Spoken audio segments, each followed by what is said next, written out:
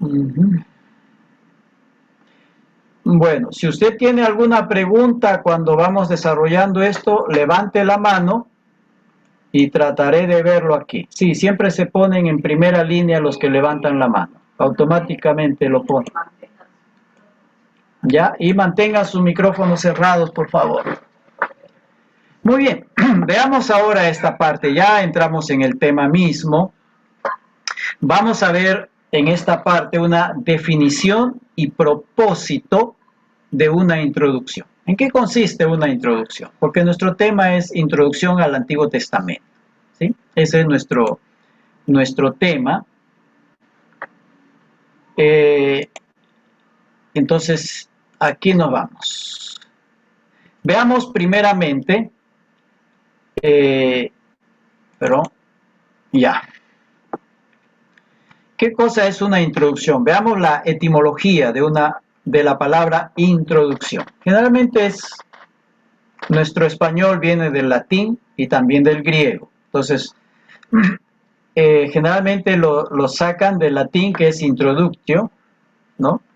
Compuesto por el prefijo intro, que quiere decir en el interior de, ¿no? Intro, en el interior de. La raíz ducere, guiar, y el sufijo sion, que significa acción y efecto. Entonces, etimológicamente podríamos definirle algo así como acción y efecto de guiar hacia el interior, ¿no? Cuando alguien te guía al interior, por ejemplo, de una casa, te está introduciendo, ¿no? Alguien te permite entrar a su casa, entonces te está introduciendo al interior de la casa. Entonces, etimológicamente esta palabra entonces significa acción y efecto de guiar hacia el interior. Eso significa la palabra, su etimología, ¿no?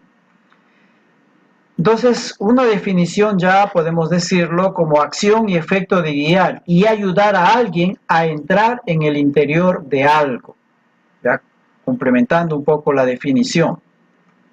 Y aplicado a cualquier estudio, no solo al estudio del Antiguo Testamento. ¿Cuál es el contenido de una aplicación? Una introducción. El contenido de una introducción abarca de manera sucinta, o sea, breve, los temas y contenidos, que deben abordarse en un determinado estudio, de manera sucinta, de manera breve. Los principales temas y contenidos, ¿no?, que se van a abordar en un determinado estudio, lo que sea, de manera general, ¿no? Si usted va a estudiar un curso de, qué sé yo, no sé, de informática, las primeras clases van a ser introducción a la informática. Le van a dar las herramientas, los parámetros necesarios, las ideas necesarias, sus contenidos, y luego ya se van a ir desarrollando, ¿ya? Eso se hace.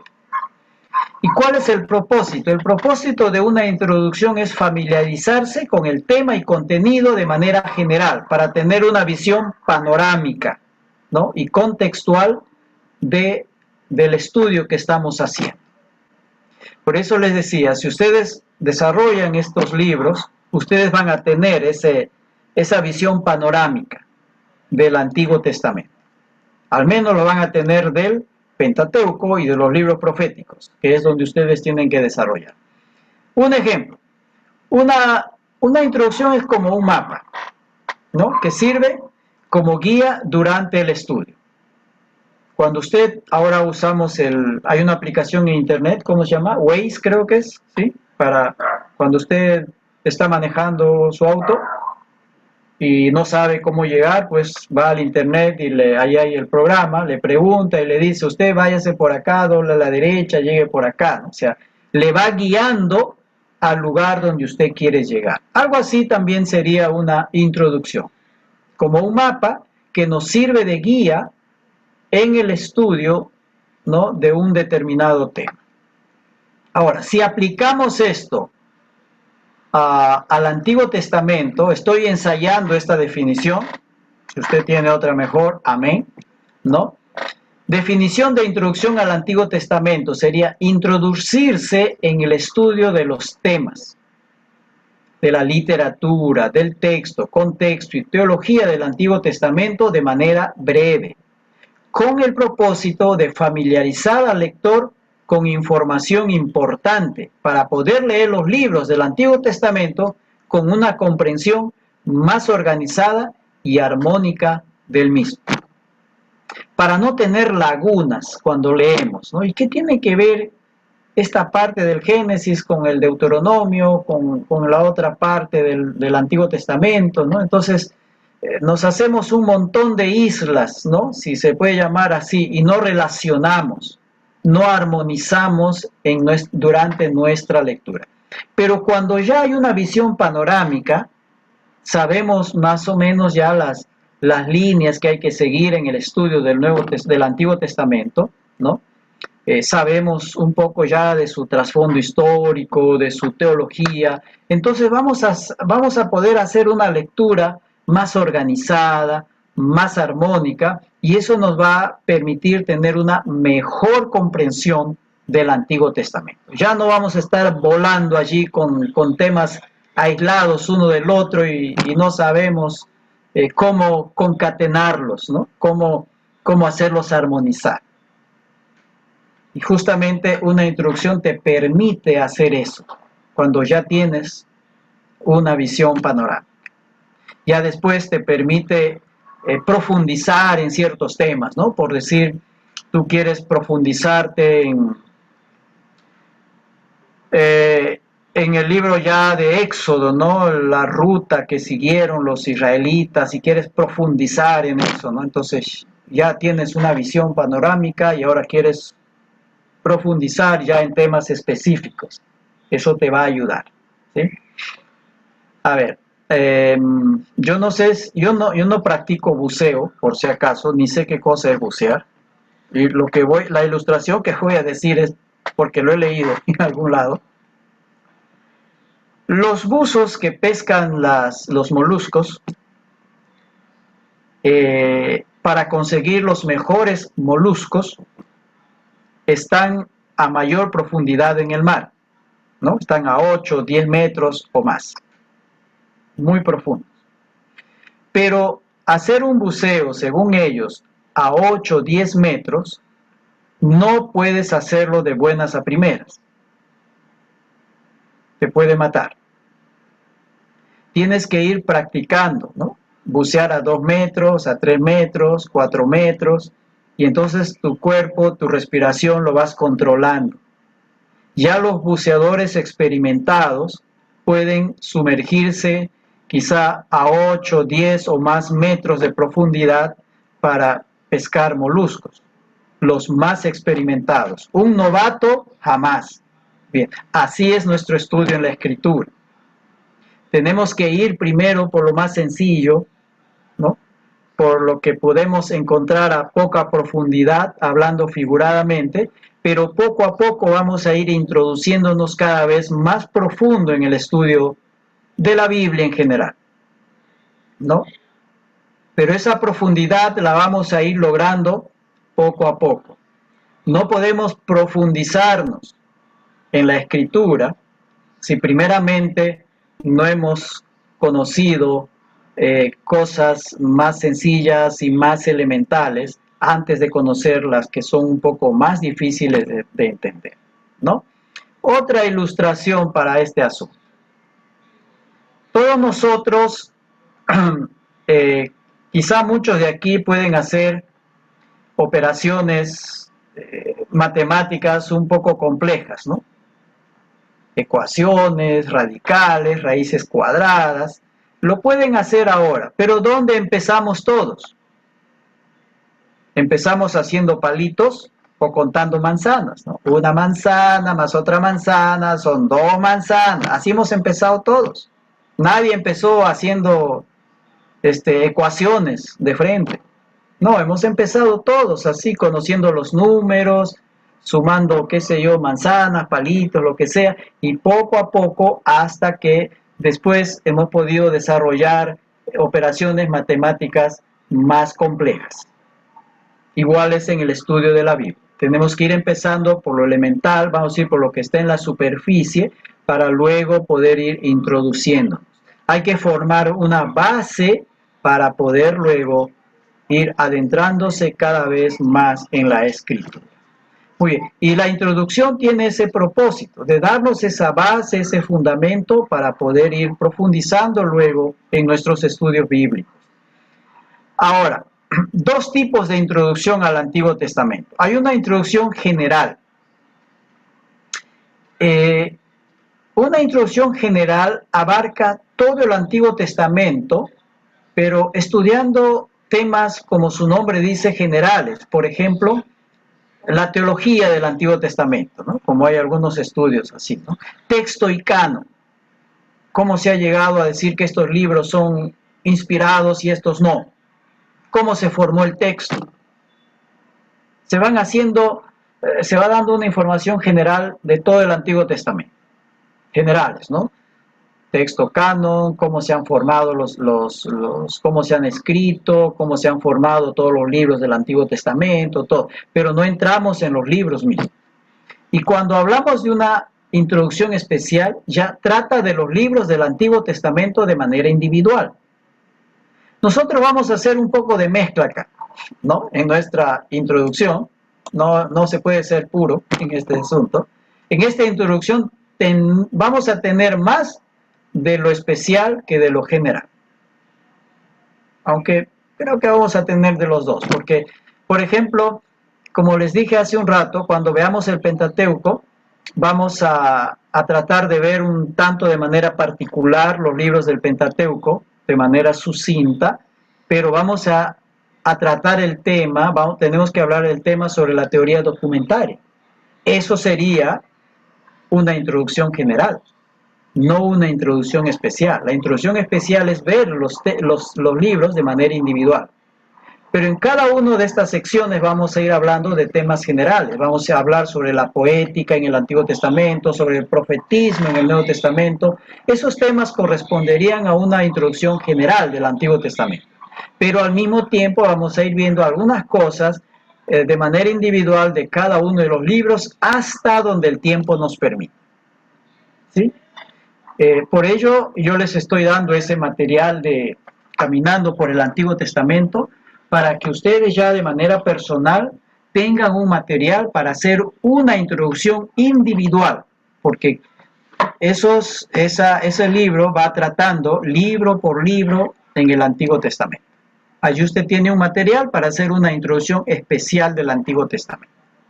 Y va tomando algunas cosas también de una introducción general. ¿Ya? Creo que es hasta ahí esto. Algunos contenidos de una introducción al Antiguo Testamento. Su relación con el Nuevo Testamento, el contexto histórico, cultural, temas principales por ejemplo, cuál es el tema principal de todo el Pentateuco, el de los libros históricos, el de los libros proféticos, ¿no? Cómo se podría resumir en pocas palabras el tema, ¿no?, general de estos libros. O el tema principal de cada uno de los libros. El contenido de los libros, su estructura, cómo está estructurado el libro, sus divisiones generales, la teología de cada texto o de cada sección, los géneros literarios con que se escribieron, los idiomas en los que fueron escritos, ¿no? Y cómo se formó el Antiguo Testamento en este caso. Bien, estos son algunos de los contenidos. Indudablemente que en el transcurso vamos a ir viendo algunas otras cosas más. A ver, tenemos más, algunas conclusiones en este PPT corto. ¿De qué manera ayuda una introducción? Ayuda a tener una vista panorámica de aquello que estudiaremos. Una vista panorámica. ¿Okay? Para no perdernos después en el bosque. Ayuda a entrar en contacto de manera rápida y breve con los temas y contenidos de la materia, en este caso, del Antiguo Testamento, que vamos a estudiar, que estamos estudiando, ¿ya? Un contacto de manera rápida, breve, práctica, ¿no? Con sus principales temas y contenidos del Antiguo Testamento. También nos ayuda a familiarizarnos con los temas y contenidos, en este caso, del Antiguo Testamento. Necesitamos tener alguna familiaridad, ¿no? con estos temas.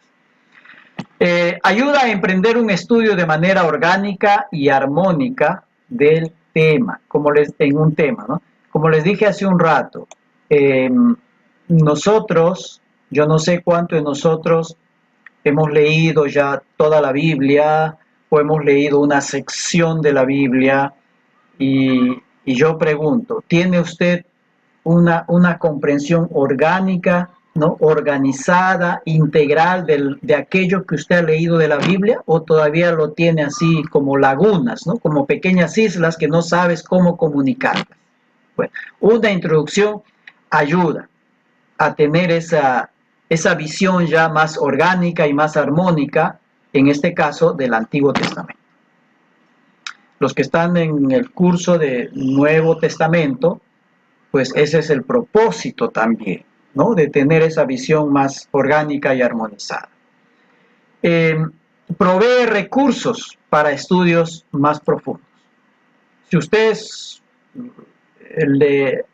le gusta estudiar Biblia, ¿no? Siempre está dedicado. Yo espero que esta introducción le motive a estudiar ya algunos temas específicos sobre alguna parte del Antiguo Testamento, ya hacer una investigación personal sobre determinados temas en el Antiguo Testamento, ¿no? O en el Nuevo Testamento, si usted está llevando el curso de introducción al Nuevo Testamento, ¿no? La idea es motivar a seguir estudiando. Hasta aquí esto. ¿Alguna pregunta hasta aquí? Esto es simplemente algo muy general sobre lo que es una introducción. Ahí motiva pues a seguir investigando sobre un determinado tema, ¿ya? Entonces, cuando hablamos de una introducción, quiere decir que vamos a entrar al interior, ¿no? Hablando figuradamente, entrar al interior del Antiguo Testamento. Vamos a tratar de traspasar la puerta y pasearnos un momento por el Antiguo Testamento y poder mirar brevemente cuáles son sus temas, su teología, cómo se dividen los libros, cómo entender esto o aquello. Es como dar un paseo por allí breve y ya nos hacemos una mejor idea, más organizada, más armónica de lo que sería este conjunto de libros y de escritos que denominamos Antiguo Testamento. Hasta ahí esta parte. Y quiero compartir con ustedes otro PPT.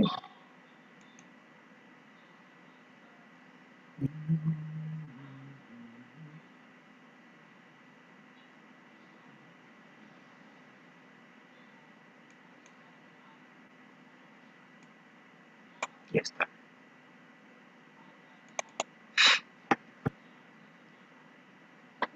Esta otra sección.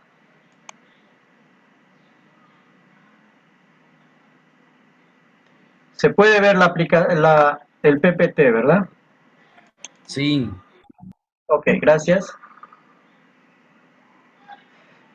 Ya, siguiendo nuestro programa, entonces aquí queremos ver lo que es el enfoque teológico. Estamos hablando del Antiguo Testamento, ¿ya? Y como subtítulo, relación entre Antiguo y Nuevo Testamento. ¿Por qué enfoque teológico? Vamos a ir bien. Vamos a tener en el estudio nuestro, lo que vamos a tener es un enfoque teológico del Antiguo Testamento. No vamos a dar un enfoque literario, un enfoque histórico, no vamos a dar un enfoque, no sé, literario, vuelvo a repetir, ¿no? Que es lo que, o un enfoque arqueológico. Nuestro enfoque va a ser teológico en nuestro estudio. y vamos a ver las razones de por qué queremos dar un enfoque teológico. Sí, los PPT los voy a enviar, no se preocupen.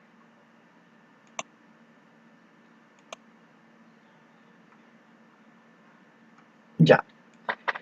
Aquí algunas razones de por qué nosotros estamos dando este enfoque. Usted, por ejemplo, usted puede meterse al YouTube y usted va a encontrar otro tipo de enfoques al estudio del Antiguo Testamento. Usted allí va a encontrar un enfoque netamente literario o histórico literario, ¿no? En algunos casos. Hay allí algunos teólogos, algunos estudiosos que dejan el enfoque teológico aparte y prefieren dar un enfoque de otro tipo, literario, arqueológico, sociológico, ¿no? Al estudio de la Biblia en general. Y desde ya decimos que nuestro enfoque en este estudio es un enfoque teológico, ¿ya? No despreciamos las otras ciencias porque nos ayudan, pero nuestro enfoque principal es teológico. ¿Por qué razón? Por el nexo, ¿no? Quiero que examinemos juntos con paciencia este texto. Este texto es solo un ejemplo, ¿sí? Y pueden haber muchos más textos que usted puede conocer.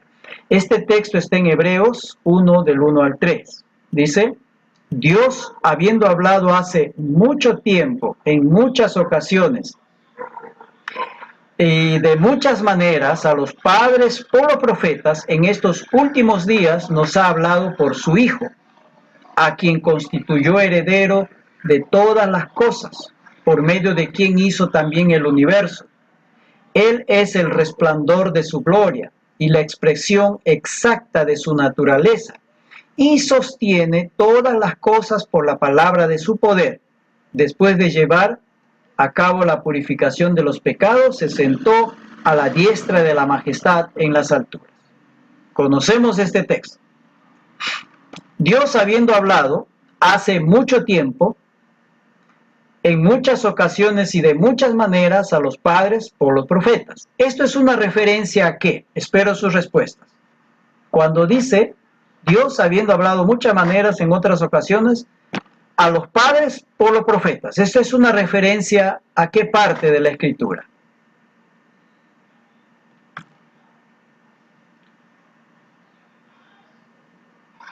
A ver, ¿quién puede dar respuesta?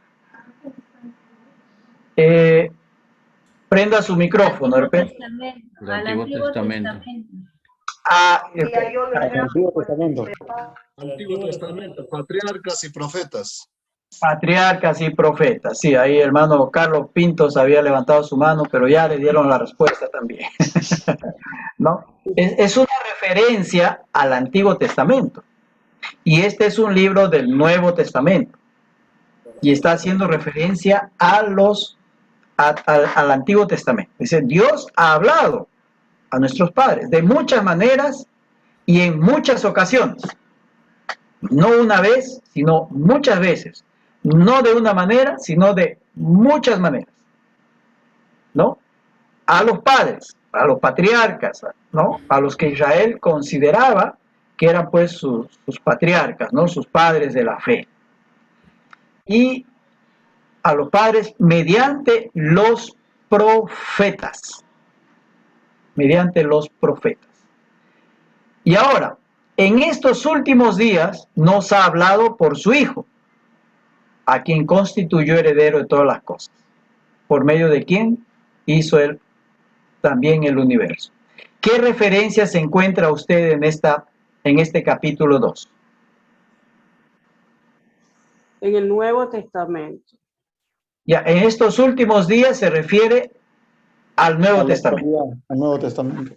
Al Nuevo Testamento. Nos ha hablado por su Hijo. ¿Quién es ese Hijo? Jesucristo. Jesucristo. ¿A quién constituyó heredero? Jesús. Y luego hay una referencia a qué al final del versículo 2. Por medio de quien hizo también el universo. Referencia A Dios. pero es una referencia de la creación. En la creación, sí. ¿Es cierto? ¿Cómo empieza Génesis 1:1? En el principio, creó Dios. En el principio creó Dios los cielos y la tierra. Se refiere que a Dios Padre. Una referencia a nuestro Creador. Ya, ¿cómo empieza Juan? El Evangelio de Juan. En el principio era En el el verbo. principio era el verbo, y el verbo era con Dios. Y el verbo era Dios, y el verbo era Era en el principio con Dios. Ya, Las cosas por él fueron hechas, y sin él nada de lo que ha sido hecho fue hecho.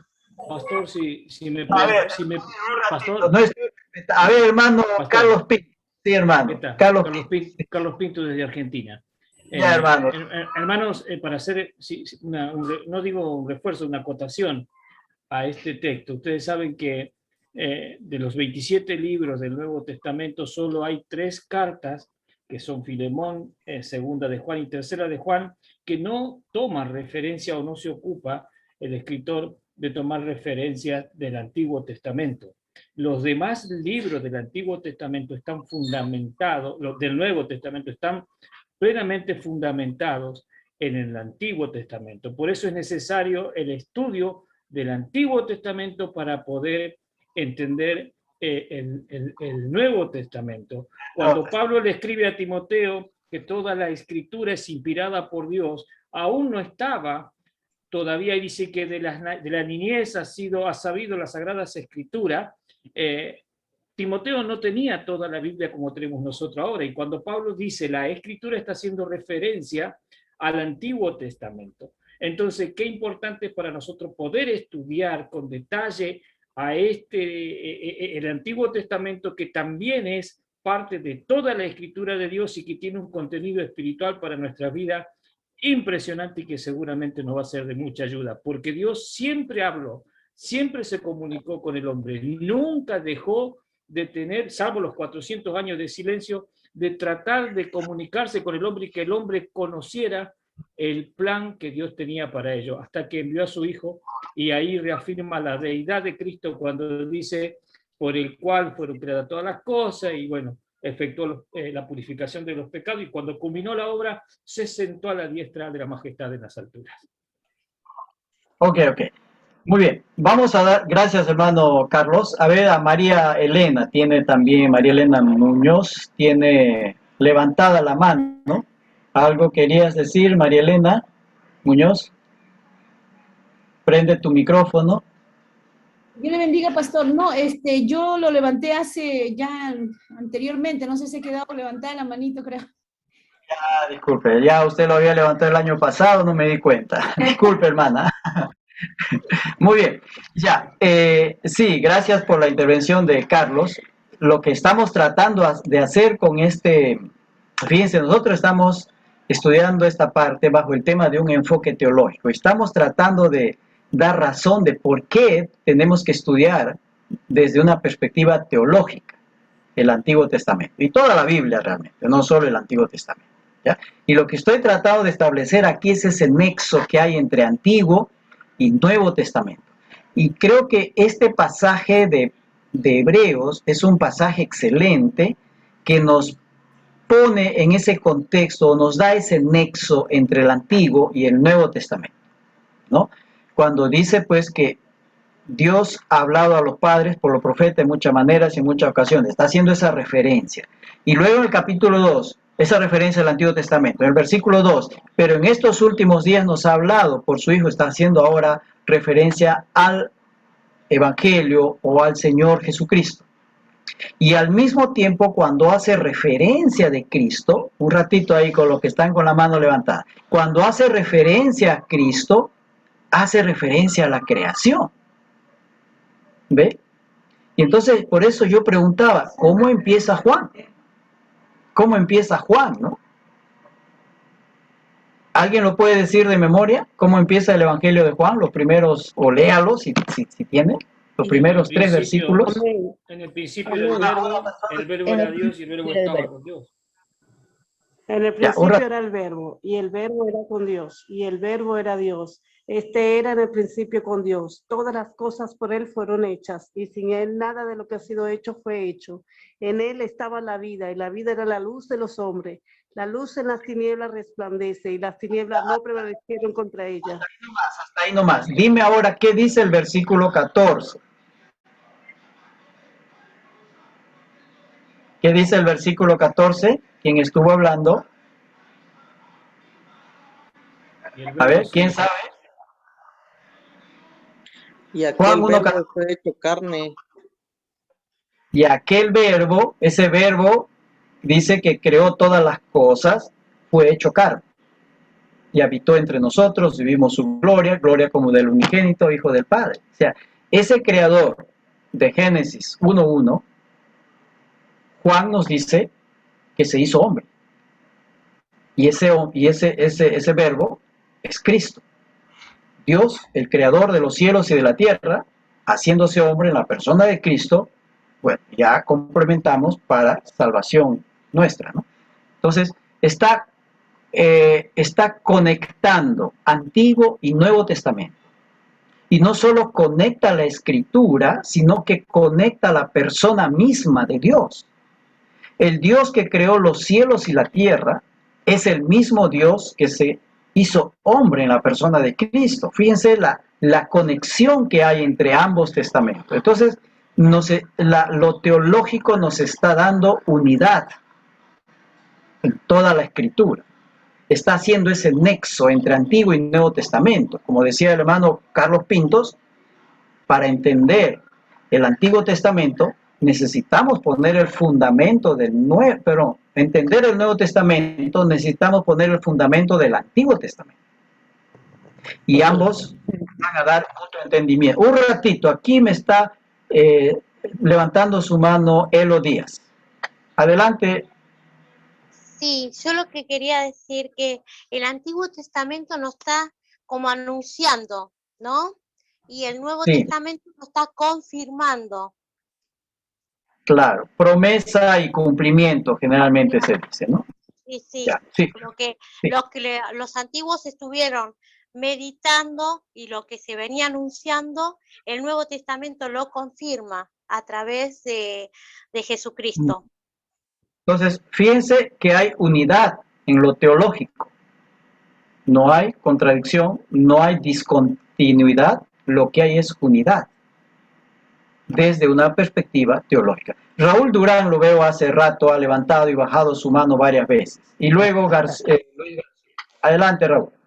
Pastor, perdóneme usted que yo no entienda mucho. Yo soy católico, asisto de vez en cuando, no soy constante por el mismo trabajo, las mismas cosas. Entonces leo la Biblia de vez en cuando y de diferentes maneras, o sea, no me concentro, no le llevo en orden todo. Y justamente todo ello me ha llevado a estar en este curso para aprender y saber. Y aquí tengo yo una gran duda, ¿no? En el segundo párrafo, en el inciso 2 que dice la parte final, dice, por medio de quien hizo también el universo. Quiere decir que el Hijo ya existía antes de venir, que Jesús ya era ¿cómo le puedo decir? Ya estaba con el Padre. Disculpe. Bueno, está bien.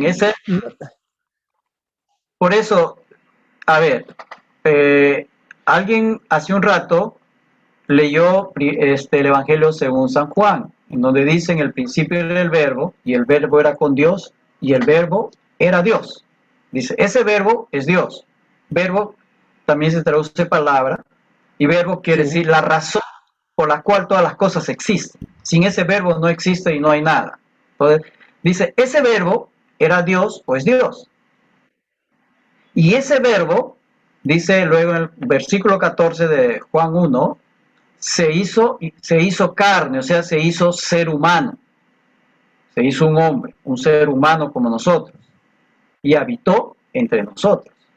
O sea, quiere decir que Jesucristo es el mismo Dios del Antiguo Testamento. No es un Dios distinto, ni es una creación distinta, sino que es el mismo Dios del Antiguo Testamento. Y dentro de la doctrina católica, en ese sentido, coincidimos con la doctrina católica en el asunto de la Trinidad, ¿no? El Padre es Dios, el Hijo es Dios y el Espíritu Santo es Dios. Los tres, pero un solo Dios y tres personas, ¿no es cierto? Entonces, el Hijo es Dios, siempre ha sido eterno, siempre ha existido, y lo que se le atribuye al Yahvé o Jehová en el Antiguo Testamento, se le atribuye a Jesús en el Nuevo Testamento. En el Antiguo Testamento se dice que Jehová o Yahvé o Elohim creó los cielos y la tierra. Y en el Nuevo Testamento se nos dice que el Hijo creó los cielos y la tierra. Entonces, los mismos atributos que se le pone a Dios, Yahvé, en el Antiguo Testamento, se le atribuye también al Padre, lo cual indica que es Dios mismo hecho hombre. No es una creación. Ustedes saben que dentro de la doctrina de este grupo Testigos de Jehová, ellos van a decir que Jesucristo es creación de Dios, pero no es Dios.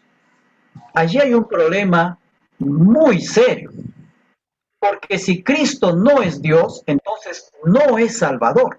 Si Cristo no es Dios, no puede perdonar tus pecados. No puede, porque solo Dios puede perdonar pecados. Solo Dios puede salvar. Solo Dios puede dar vida eterna. Una creación de Dios, no. Eso solo es atributo único y absoluto de Dios, y ese atributo Él no lo comparte con nadie, el de perdonar pecados. Acuérdense de la historia del paralítico, ¿no? Que lo cuelgan por el techo, ¿no? Y Jesús le dice: hijo, tus pecados son perdonados. Y los judíos, los fariseos están allí y le dicen: este está hablando blasfemias, porque solo Dios puede perdonar pecados. Y hasta ahí, en ese sentido, los fariseos tienen razón, solo Dios puede perdonar pecados. Y Jesús les dice: muy bien, para que ustedes sepan que el Hijo del Hombre tiene poder para perdonar pecados, le dice al paralítico: levántate, toma tu camilla y vete. Parece que esa enfermedad que tenía en ese caso del paralítico era producto de algún pecado, y el simple perdón de sus pecados le sanó. ¿No? El caso del ciego en Juan es distinto, si están pensando en eso, ¿ya? Entonces, solo Jesucristo puede perdonar pecados porque es Dios, pues el atributo de perdonar pecados solo le pertenece a Dios. Y si Jesucristo no es Dios, entonces no puede perdonar pecados. Y ahí hay un grave problema de doctrina. Nosotros creemos que Jesucristo es Dios, el mismo Dios del Antiguo Testamento, hecho hombre. Y por eso es que Él puede perdonar mis pecados, puede darme salvación y puede darme vida eterna. ¿Por qué? Porque es Dios. Esas cosas solo es atributo de Dios, solo pertenece a la gloria de Dios, y Él eso no lo comparte absolutamente con nadie, ¿no? Bien, hasta ahí. Luis García. Buenas noches, pastor. Le hablo de Perú. Quería preguntarle, ¿el Antiguo Testamento entonces es una sombra de lo que ha de venir? O sea, Dios estaba en el Antiguo Testamento preparando al pueblo de Israel para lo que iba a venir en el futuro. Bueno, el libro de Hebreos nos dice que las cosas del Antiguo Testamento, refiriéndose a los sacrificios, era una sombra de lo verdadero. Es como, a ver, cuando tú estás caminando en pleno sol, yo puedo ver tu sombra y digo: ahí viene alguien, ¿no? Pero luego volteo y te veo a ti. Tú eres el verdadero, no tu sombra. Entonces, algo así se habla del Antiguo Testamento, como una sombra de lo que iba a venir, sobre todo en los sacrificios, refiriéndose al sacrificio del Señor Jesucristo. Por eso dice Hebreos, estos sacrificios eran como una sombra, lo habla de manera figurada, del sacrificio real y verdadero que es el Señor Jesucristo, ¿no? Pero, Profesor, una pregunta. ¿Podría ser como que el Antiguo Testamento es como la preparación del camino para el Salvador, ¿no? ¿Podría ser así? claro, siempre hay una expresión que siempre usamos, ¿no? Y decimos, el Antiguo Testamento es promesa. Viene el Salvador, pronto viene el Salvador. Lo hablan desde el principio de Génesis hasta Malaquías, van anunciando la venida de Cristo, la venida del Mesías. Se anuncia, se anuncia, se anuncia, quizás los anuncios más claros lo tiene Isaías, ¿no? Isaías capítulo 53, o cuando en Deuteronomio Moisés dice, el Señor os levantará un profeta de entre ustedes, un profeta o el profeta, no los profetas, sino el profeta, ¿no? Está hablando. Génesis 3:15. Entonces, hay muchas referencias, ¿no? A la venida del Mesías, o como cuando es levantada la serpiente en el desierto, Juan toma ese pasaje como un tipo y dice, así como la serpiente fue levantada en el desierto, así es necesario que el Hijo del Hombre sea levantado para que todos los que en él crean sean salvos, ¿no? O sea, es la preparación, es la promesa del Mesías, ¿no? Y en el Nuevo Testamento está el cumplimiento de esa promesa, porque el Mesías ya vino en el Nuevo Testamento, ya está. Y el sacrificio de él es un solo sacrificio, no se necesita más sacrificios, hecho una sola vez y para siempre. Eso nos dice Hebreos, ¿no? No hay más necesidad, no hay necesidad de más sacrificio, ya está. Los otros sacrificios eran una figura, una sombra de lo que iba a venir. Pero una vez hecho el sacrificio, no los sacrificios, sino el sacrificio, que es Cristo, no hay necesidad de más sacrificios. Ya está hecho, ya está cumplido. Y todos los que en él creen son salvos, ¿no? Pastor, el Antiguo Testamento también nos estaba enseñando que a través de la sangre había redención, ¿no? O sea, porque dice que si no había sangre no era redimido, ¿no? Pero en el Nuevo Testamento con la sangre de Jesucristo todos fuimos salvos, ¿cierto? Sin derramamiento de sangre no hay remisión de pecados.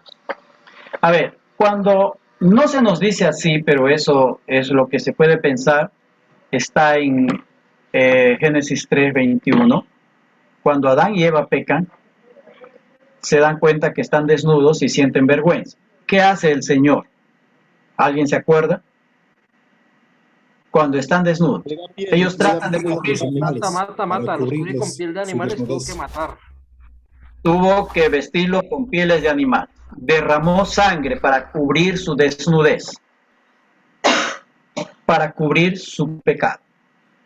En este caso lo físico, porque ellos sentían, se sentían sucios, vamos a decir, vergüenza el uno delante del otro. Entonces Dios tiene que derramar sangre para cubrir su desnudez. La sangre de Abel es derramada. Su hermano lo mata, ¿no? Es sacrificado Abel, y Jesús va a hablar de eso.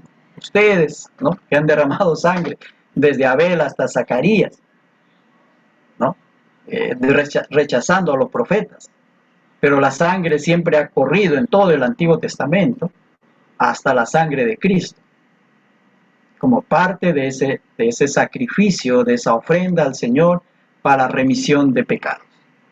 Sin derramamiento de sangre, dice la Biblia, no hay remisión de pecados, no hay redención, no hay perdón de pecados. Sí, Rocío. Pero también Dios se enfadó de los sacrificios, ¿no? También agarró y dijo que ya estaba harto de que le dieran a oler la carne, que se hicieran sacrificios de los animales. ¿Por qué Dios dice eso? ¿Por qué Dios dice ya no quiero más, no me gustan los sacrificios, apestan, son como trapos de inmundicia? Isaías 1. ¿Por qué razón? ¿Qué les dice el Señor? Porque no eran sinceros, maestro. De todos modos seguían pecando. Porque dice, este pueblo me honra de labios para afuera, pero su corazón está lejos de mí. O sea, ¿de qué me sirve ese sacrificio si ustedes no cambian su vida? Fue como el sacrificio de Caín. Claro, o no sé si será igual al de él, la verdad que no sé, pero lo que le dice el Señor es, yo estoy harto de los sacrificios porque esos sacrificios son inmundos. No son, o sea, no muestran realmente el corazón de ustedes. Lo que ustedes tienen es una religiosidad, una apariencia de que adoran a Dios, pero en realidad ustedes están lejos de Dios, porque hacen sus sacrificios, abundan en sacrificios, salen, siguen robando, siguen estafando, quitándole, dice, sus cosas a las viudas, a los huérfanos, aprovechándose de todo cuanto sea posible para enriquecerse, yendo contra la ley del Señor. Igual nos corresponde a nosotros como cristianos. Yo puedo llenarme la boca y decir, soy cristiano, ¿no? Yo he creído en Cristo y todo lo demás, pero ¿eres seguidor y discípulo de Cristo? ¿Y tu vida muestra que eres cristiano? El hecho de decir que soy cristiano no basta. Santiago va a decir, ¿cómo es? Muéstrame tu fe sin tus obras y yo te mostraré mi fe por mis obras. No es que Santiago esté diciendo que la salvación es por obras, sino que nuestros hechos, mi manera de vivir, debe demostrar con claridad que yo soy creyente en Cristo. Porque, ¿qué dice? Cristo transforma nuestra vida. Cristo cambia nuestra vida. Cristo nos da, si alguno está en Cristo, nueva criatura es. Las cosas viejas pasaron, aquí todas son hechas nuevas. ¿No es cierto? En Cristo hemos resucitado a una nueva vida. ¿Se muestra eso en tu vida, en nuestra vida? Si no, somos falsos, hipócritas. Eso es lo que es el mismo problema de los del Antiguo Testamento. Una vez más para seguir avanzando, uno más para avanzar. Sol IXT Mardo. Sí, hermano pastor, le saludo desde Guatemala. Pienso que de cómo Dios estaba reprendiendo y más que solo él veía la actitud de la gente que abusaba de estos sacrificios. Es cierto, como decía usted, ¿verdad? Realizaban un sacrificio, pero al ratito seguían siendo lo mismo. Entonces, claramente era un abuso de este acto, ¿verdad? El cual él había ordenado, pero de cómo los discípulos o los seguidores iban a comportarse, ¿verdad? Entonces, definitivamente no era genuino, ¿verdad? De corazón al ofrecer ese sacrificio. Eso quería aportar, pastor, gracias. Gracias, hermano. Permítame terminar este versículo. Muy bien. Dos veces, el versículo 1 dice, Dios nos habla, ¿no? Refiriéndose al Antiguo Testamento, en estos últimos días nos ha hablado por el Hijo, refiriéndose a Cristo, pero al mismo tiempo hace referencia de que Cristo es el creador del universo, y eso nos remonta a Génesis, ¿cierto? Y por medio de quien hizo también el universo. Y luego dice, Él es el resplandor de su gloria y la expresión exacta de su naturaleza. Él es el resplandor de su gloria y la expresión exacta de su naturaleza. Jesús no es una falsificación, no es una imitación de Dios, ¿no? Una imitación bien hecha, ¿no? No es una obra de piratería el Señor Jesús, ¿no? Ya que usamos esa palabra. Es la expresión, dice, exacta de lo que es Dios. Jesús es exactamente lo que Dios es porque Él es Dios. Y Él es creador y también dice, sostiene todas las cosas por la palabra de su poder. O sea, el Dios del Antiguo Testamento es el Dios que crea y sostiene a su pueblo.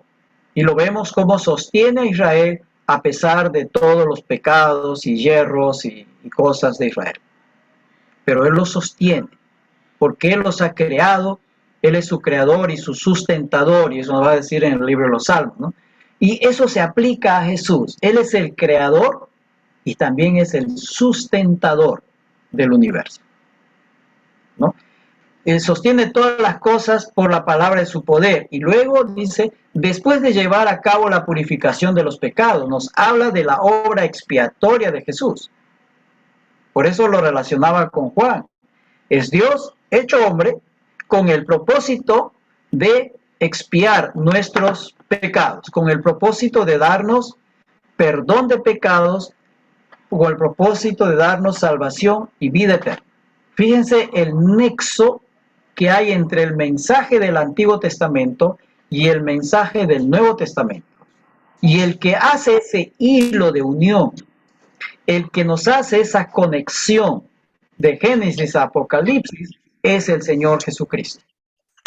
Sin el Señor Jesucristo no hubiera o no hay conexión entre Antiguo y Nuevo Testamento. Y por ello decimos, y esto es un enfoque teológico. ¿Por qué? Porque estamos diciendo que Jesús es Dios hecho hombre. Es un enfoque teológico. Y en el enfoque teológico nosotros tenemos unidad en toda la Biblia. Si usted ve a la Biblia desde una perspectiva solamente literaria, usted va a encontrar la mar de contradicciones en la Biblia. No le va a encontrar ni pies ni cabezas a mucha cosa de lo que la Biblia dice. Pero es que la Biblia no intenta darnos lecciones de gramática y lecciones de historia o lecciones de sociología. No es su intención. La intención y el propósito de la Biblia es mostrarnos al Dios que nos redime, al Dios que nos salva, al Dios que nos escogió para salvación y vida eterna. Ese es su propósito. Y de acuerdo a ese propósito van a escribir los escritores de la Biblia, de acuerdo a ese propósito. No tienen un propósito literario, histórico. Es cierto que Dios se manifiesta en la historia. Es cierto que necesitamos conocimientos gramaticales para poder analizar el texto bíblico y hacer una interpretación. Pero lo teológico no está sujeto a esas cosas, sino que esas cosas más bien están sujetos a lo teológico, y eso hay que entender, ¿no? Sí, Jesús es la imagen visible, ¿sí? Ay, Simón Ardila, Jesús es la imagen visible del Dios invisible. Buena expresión, ¿no? Gracias, A ver, aquí hay otro, dice, si decimos que nos ha declarado inocente, nosotros somos culpables. Error de traducción. No sé a qué texto se está refiriendo aquí.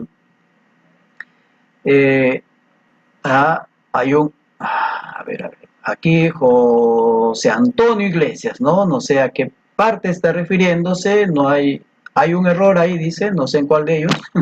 El hombre no fue declarado inocente. Decir eso es un error doctrinal. Lo cierto es que el hombre es culpable, porque pecó contra Dios, se opuso a Dios, y Dios tuvo que darle darle salvación. Por gracia, no por medio. ¿Sí? Por gracia, no por medio. Ahora, pueden haber errores en la traducción.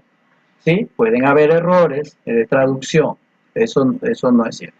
Pero consideramos que la Biblia es totalmente sin errores en sus originales, en sus escritos originales. Eso se llama inerrancia. La Biblia no tiene errores en sus escritos originales. El problema es que los escritos originales no nos han llegado y hubieron copias de copias de copias y de copias, ¿cierto?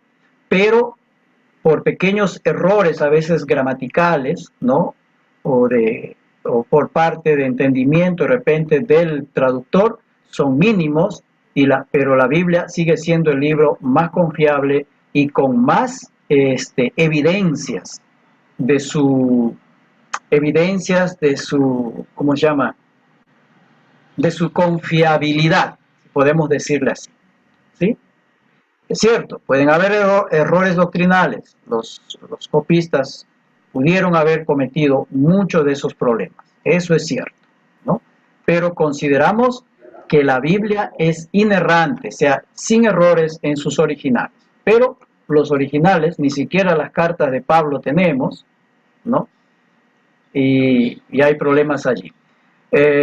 Usted, por ello, sí, la traducción de NBA, Nueva Biblia Viviente, es esa. Uno hay que repasar distintas versiones para ver un poquito mejor cuál sería la mejor traducción. Y el otro asunto, para decir que esto es error o no error, hay que meterse en lo que es crítica bíblica, y allí necesitamos cierto dominio o ayuda de los idiomas originales, o leer un buen comentario de buenos libros que no estén escritos bajo una premisa filosófica. Ese es otro problema, ¿no es cierto?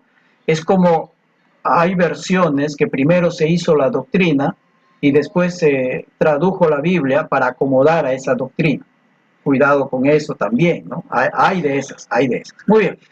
Quiero que pasemos, sí. Ahí está, sí, el original dice, nos ha justificado. Perfecto, sí, eso es, creo que es mejor. Dios nos ha justificado en Cristo, ¿no? Nos ha justificado, y esa justificación en Cristo es por gracia, ojo con eso.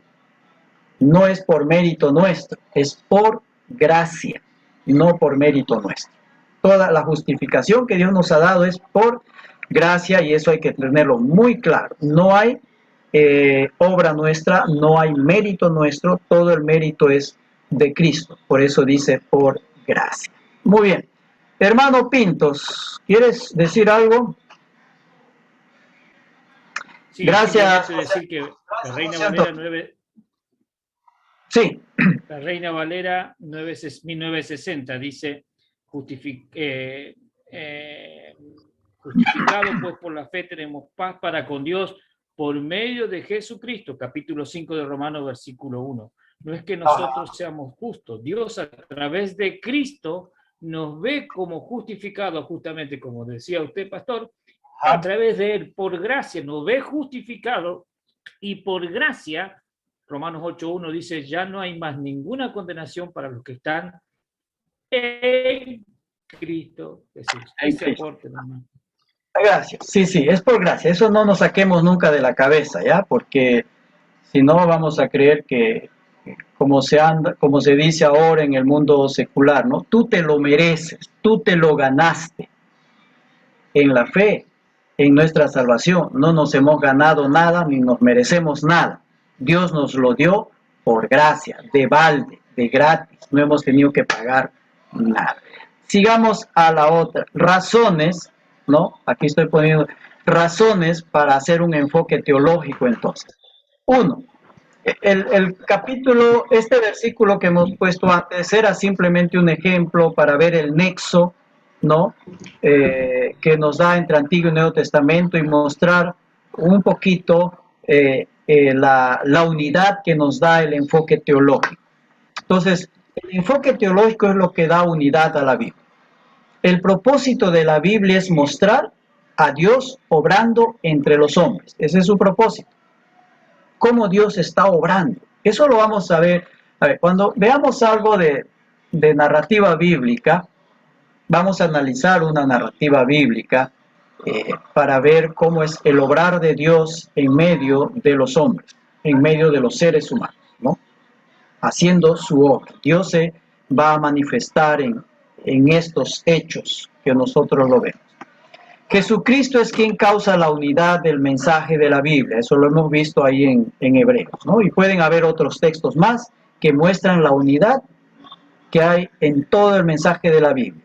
Y Cristo es el causante, es el que hace, es el que permite esa unidad, es el hilo que une todo, ¿no?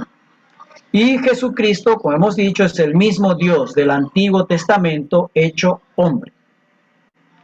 Antes Dios habló de muchas maneras, ahora por medio de Jesucristo. Por medio de Jesucristo. Y entonces tenemos que escuchar la voz de Cristo, ¿no? Porque Él es la manifestación visible de Dios, es la palabra hecha hombre, ¿no? Es el mensaje hecho hombre para comunicarnos el mensaje de buenas nuevas. Y hemos visto en ese versículo que Jesucristo es creador y sustentador del universo. Es lo que causa la unidad. En Cristo se llevó a cabo la redención prometida en el Antiguo Testamento. Entonces, estoy poniendo aquí algunas razones de por qué lo estamos haciendo desde un enfoque teológico y no estamos tomando un enfoque literario, ni un enfoque arqueológico o histórico, o mezclando aquello. Hay un teólogo, Von Rad, ya es antiguo, su libro es clásico, él habla sobre, creo que su libro es Introducción al Antiguo Testamento, me parece, y él hace teología sin Biblia, por si acaso, pero los datos históricos, filológicos que da son interesantes y te ayudan en la comprensión de la Escritura, ¿no? Pero en lo teológico él dispara para otro lado, ¿no? Él no cree en los milagros y mucha gente sigue esa línea de pensamiento, que tal cosa del maná no existió, era un árbol que segregaba una resina por la noche y eso era lo que juntaba. Debió haber bosques y la Biblia dice que caminaron por desiertos, no por bosques, ¿no? Y entonces, y hay muchos así que toman a la Biblia simplemente como una obra literaria, como una obra literaria de una religión antigua, como cualquier otra religión. Como un libro ¿no? histórico. Como un libro histórico, un libro literario, lo que sea. Y lo teológico es accesorio para ellos, pero nosotros creemos, y al menos es mi postura, y desde esa perspectiva veo, lo principal en la Biblia es lo teológico, porque la Biblia es la revelación de Dios para nosotros con el propósito de darnos salvación y vida eterna. Perdón, yo tengo aquí creo el libro, un ratito.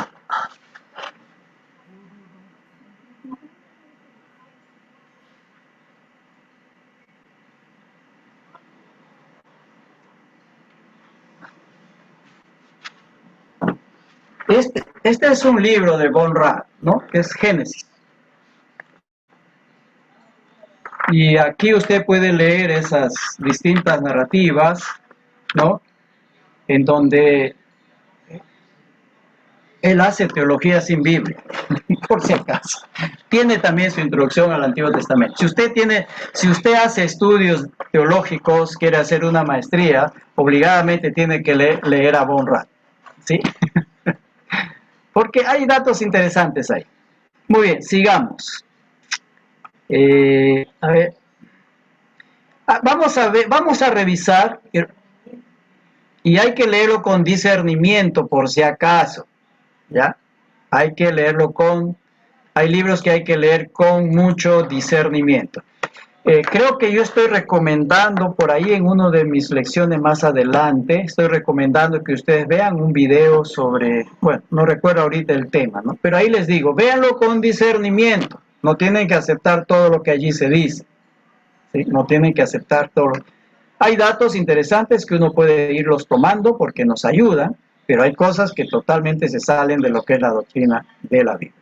Veamos algunos ejemplos de unidad teológica. Esto ya lo sabemos, ya lo hemos dicho, ¿ya? Génesis 1:1 con Juan 3, ya lo hemos dicho. Así que pasamos al siguiente. Esto habla sobre la creación. Génesis 3:15 con Gálatas 4:4. A ver, ¿quién? Aquí sí sus intervenciones, ¿ya? Prenda su micrófono y leamos esto. Uno que lea Génesis 3:15 y otro Gálatas 4:4.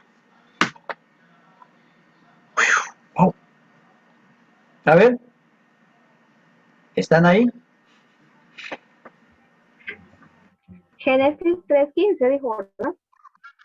Sí, sí, por favor.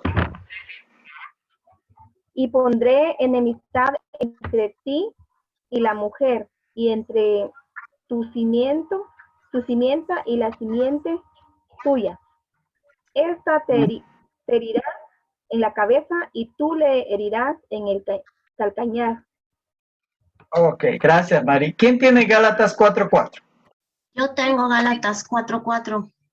Adelante. Pero cuando vino el cumplimiento del tiempo, Dios envió a su Hijo, nacido de mujer y nacido bajo la ley. Ahí está. Génesis 3:15 nos dice, nos habla de la simiente de la mujer, ¿no? No nos habla de la simiente del hombre. A este Génesis 3:15 se le denomina, algunos lo denominan como el protoevangelio, ¿no? El precursor del evangelio. Y Gálatas, Pablo en Gálatas toma esta idea y dice, Cristo nacido de mujer. No habla de José. Cuando usted revisa ¿cómo se llama? Las genealogías de Mateo y de Lucas, se dice, al final de la genealogía de Mateo, dice, y José, esposo de María, de quien nació Cristo. No dice que Cristo nació de José, sino de María. Expresamente se pone eso. No se dice José, padre de Jesús. No, se dice José, marido de María, de quien nació Cristo. ¿Ya? No se hace referencia a una paternidad humana, sino se hace referencia más a una maternidad humana, en este caso, María. Y Lucas, al empezar la genealogía, habla de Jesús, y dice, de quien se creía que era hijo de José. Se creía, no se afirma, se cree. No se afirma que es hijo de José. Entonces, y esto nos dice, por eso Jesús es la simiente de la mujer, no la simiente del hombre, ¿no? Y esto como una muestra de unidad de pensamiento. Al principio ya se habla de la simiente de la mujer, y cuando se habla de Jesús en el Nuevo Testamento se está hablando del que ha nacido de mujer, simiente de mujer, no de hombre. Muy bien. Antonio, tienes tu mano levantada, dime. Habla ahora. No, iba a hacer ¿Estás ahí? iba a hacer la lectura de Gálatas 4:4, pero la hermana... hermano, gracias. Entonces, voy a poner aquí algunos textos, ¿ya? Voy a adelantar 3.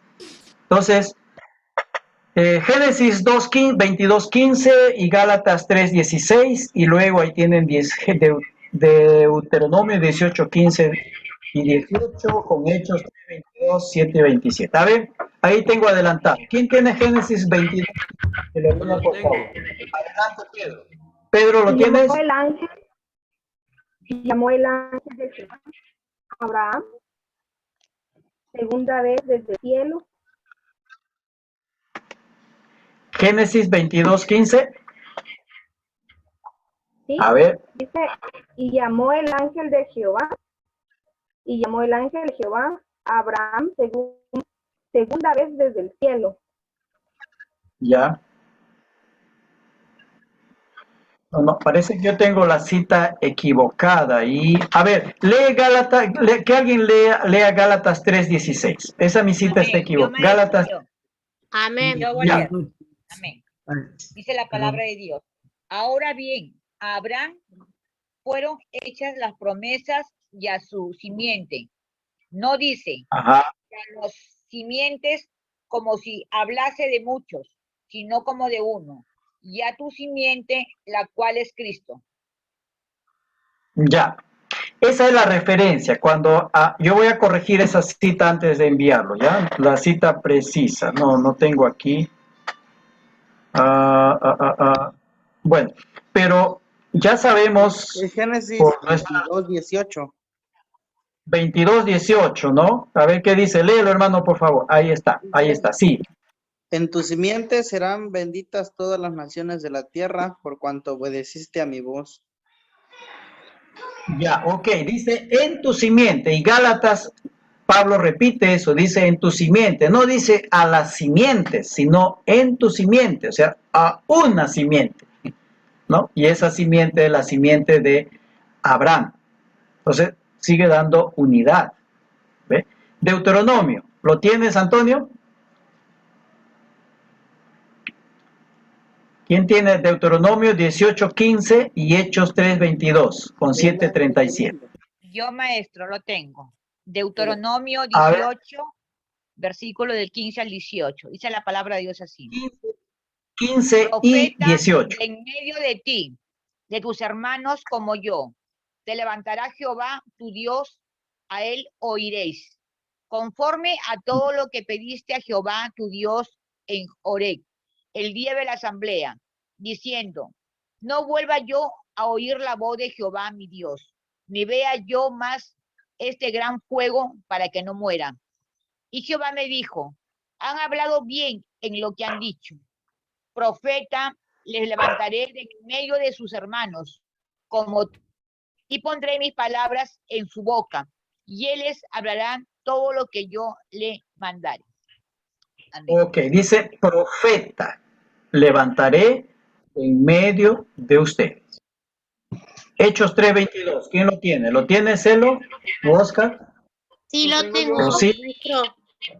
A Dice ver. así. Porque Moisés dijo a los padres, el Señor vuestro Dios os levantará profeta de entre vuestros hermanos como a mí. A él oiréis en todas las cosas que os hablé. Ahí está, es la Moisés lo profetiza. Pedro en su sermón hace mención a eso. El caso de Hechos 7:37 es igual, es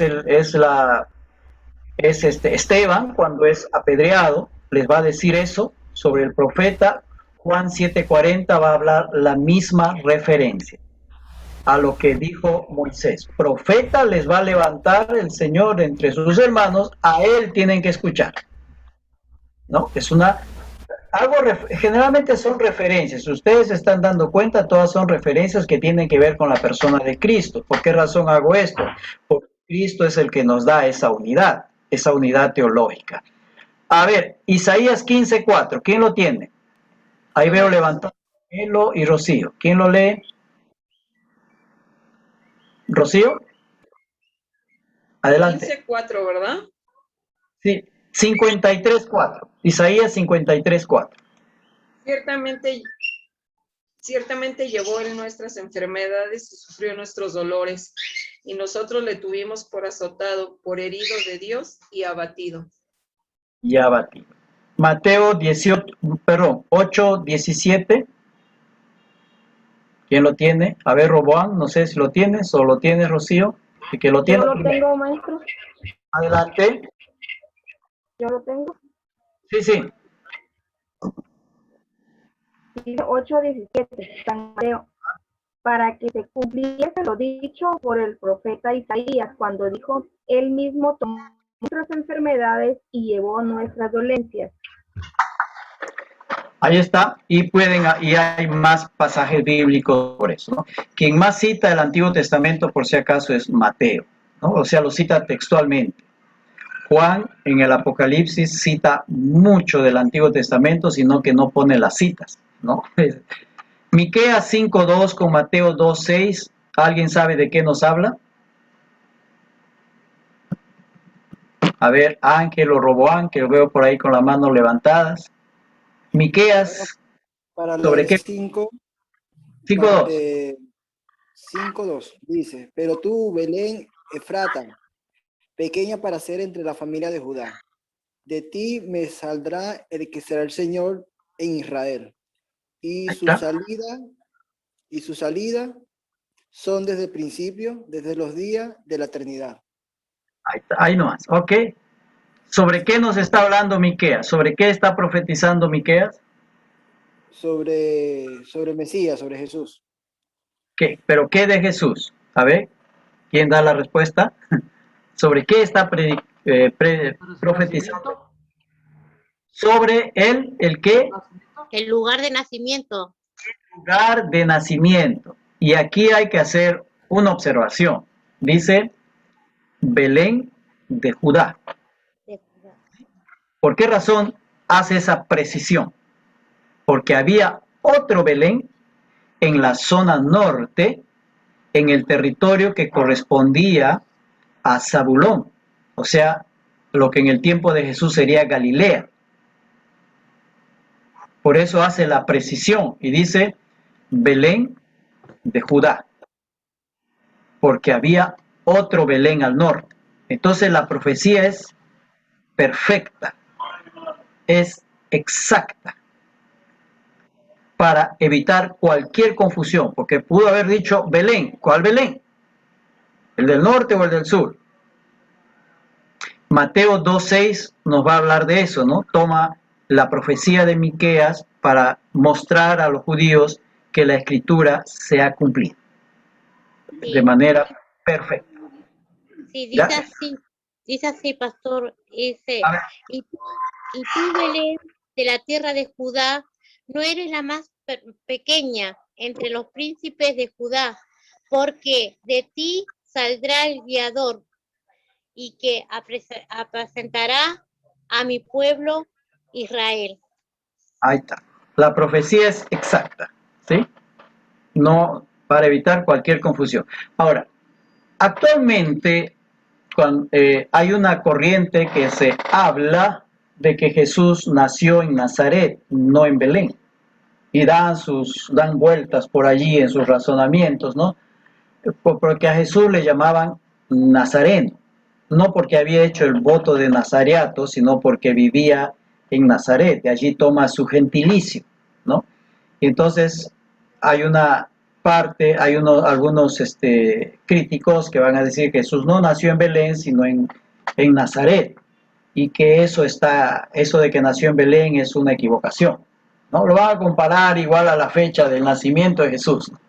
Eso no tiene nada que ver con la escritura. Muy bien. A ver, ahí veo dos manos levantadas, disculpen, no sé. A ver, Isaías 44:6. No sé si está Antonio o Rocío o Mari. Yo ahí lo veo. tengo, maestro. A ver, adelante. Sí, ya lo tengo. Dice, así dice Jehová, Rey de Israel, y su Redentor, Jehová de los ejércitos. Yo soy el primero y yo soy el postrero, y fuera de mí no hay Dios. Ajá. Ya, 48:12 dice igual. Apocalipsis 1:17. A ver, ¿quién lo tiene? Ahí veo manos levantadas a Jennifer, Antonio, Mari. Yo, Adelante. cuando le vi, caí como muerto a sus pies. Y él puso su diestra sobre mí, diciéndome, no temas, yo soy el primero y el último. ¿A quién se está aplicando esto del primero y el último en Apocalipsis? Perdón, en Isaías, ¿de quién se dice que es el primero y el último? Jesús. No, en Isaías. A Jehová, el Padre. Jehová, a Dios, yo soy el primero. Y en Apocalipsis, ¿a quién se le aplica lo mismo? A Jesús. A Jesús. ¿Sí? Por eso les dije hace un rato, todo cuanto se aplica, todo cuanto se dice del Jehová o Yahvé en el Antiguo Testamento, todo se aplica a Jesús. Todo es aplicado a Jesús. En el Antiguo Testamento nosotros vamos a encontrar distintos nombres sobre Dios. Jehová Jireh, Jehová Sama, Jehová esto, Jehová mi bandera. Todo eso, si uno es bastante observador, todos esos nombres van a ser aplicados a Jesús, ¿no? Por ejemplo, en el Antiguo Testamento se dice que Jehová, no sé cuál es la palabra exacta, si alguien lo sabe me lo dice, Jesús, que Dios es el sanador, Jehová no sé cuánto, ¿no? Jehová sanador. Y cuando vemos Jehová Rafa. Ya, Jehová Rafa, gracias. ¿Y cómo se vea y qué es una de las cosas que Jesús hace en el Nuevo Testamento? Sana enfermos, sana paralíticos, o sea, Él es el Jehová Rafa, ¿no es cierto? Porque sana. Y todos esos nombres que uno tiene allí, todos se los aplica a Jesús, porque Jesús es el que da esa unidad. Muy bien, y uno más, ya hay un montón más, ¿no? 7 Isaías 7:14, ¿qué dice? A ver, ¿quién lo tiene? Ahí lo veo Antonio, Mercedes, García. Mercedes, Yo lo tengo también. Por tanto, el Señor mismo os dará señal. He aquí que la Virgen concebirá y dará a luz un hijo y llamará su nombre Emanuel. Ok, ¿y qué dice Mateo 1:23? Maestra, faltó Apocalipsis 22:13, lo tengo yo, ¿lo puedo leer? Ya, léelo, sí, léelo, pues, porque es igual que uno dice. Ya, adelante. Yo soy el alfa y el omega, el principio y el fin, el primero y el último. Sí, es igual que Apocalipsis 1:17, ¿no? Para hacer referencia, lo que se dice de Dios, Jehová Dios, en el Antiguo Testamento, que es el principio y el último, lo mismo se dice de Jesús en el último libro de la Biblia, que es Apocalipsis, ¿no? Muy bien, Isaías 7:14, la Virgen nacerá, tendrá luz, dará a luz un hijo y llamará su nombre Emanuel. ¿Qué dice Mateo 1:23? Aquí, palabra de Virgen concebirá y dará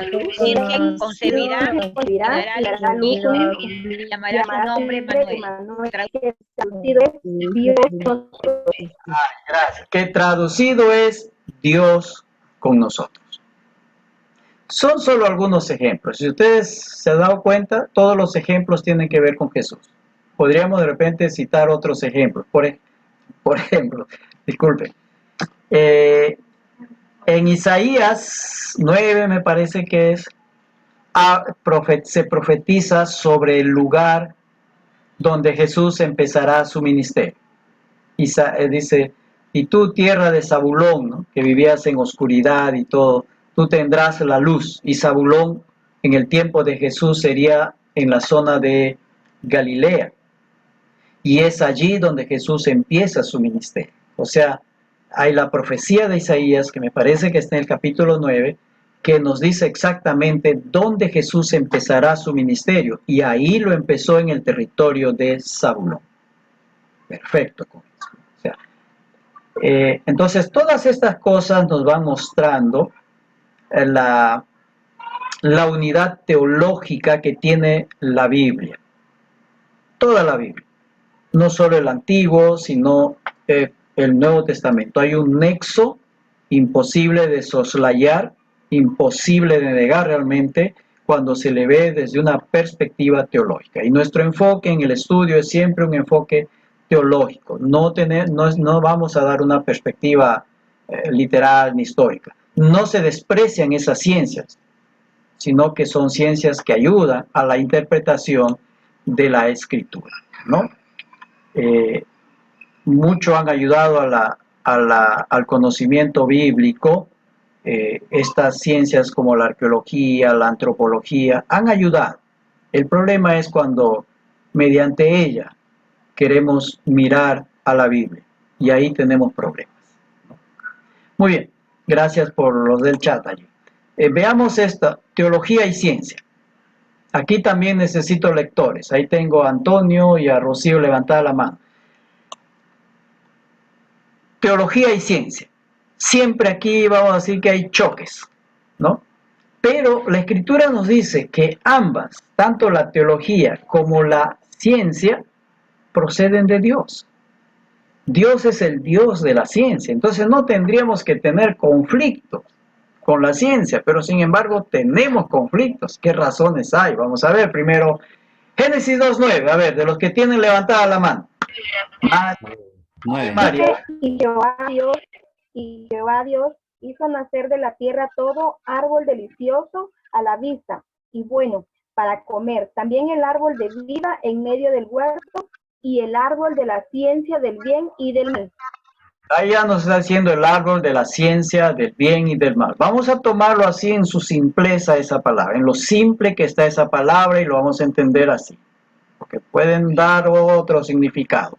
Ahí dice ciencia, y lo traduce Reina Valera ciencia, y no creo que haya problemas con las otras traducciones. Éxodo 31, 2, 4. A ver, de los que tienen allí que no han leído. Rocío o Antonio o Ángel.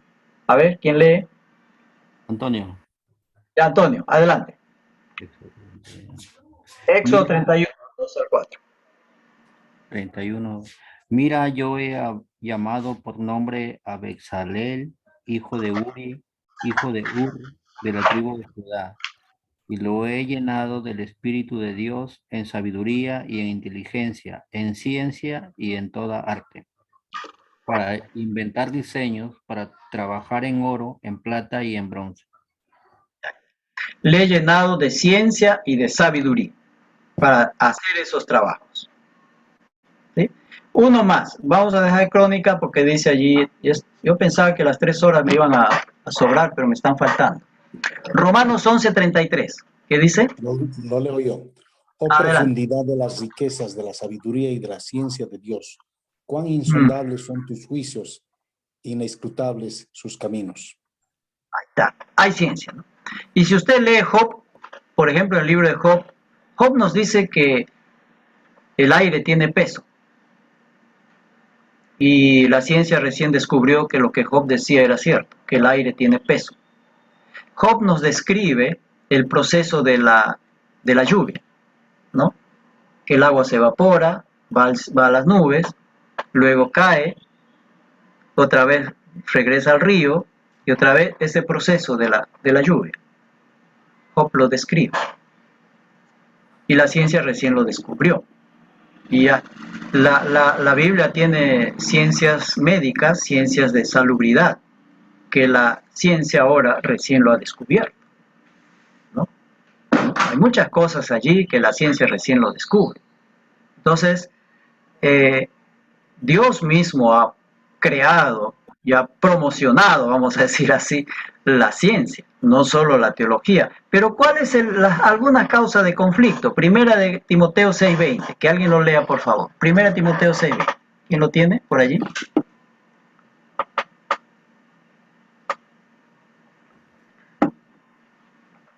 A ver, no veo ni una mano levantada ahora. A ver. Primera Timoteo 6:20, al toque. José. A ver, José Chávez Cohen.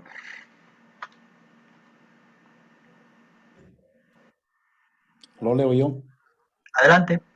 Oh Timoteo, perdón, guarda lo que oh se Timoteo, te ha encomendado. Primera Timoteo. Sí, primera Timoteo 6:20.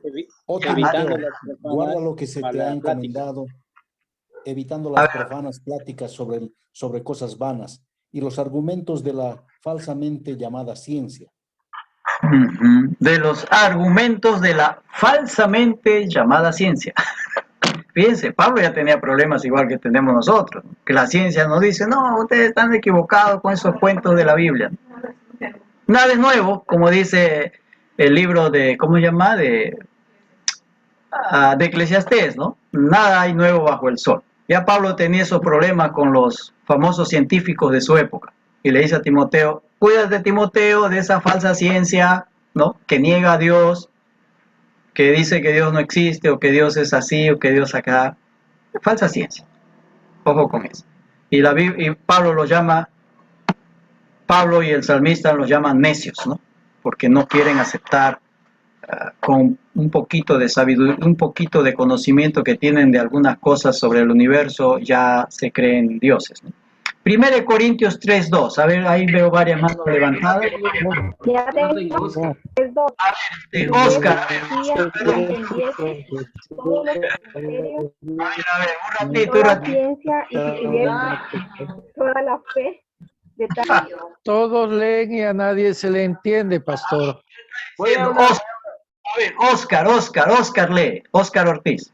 Bueno. Lee.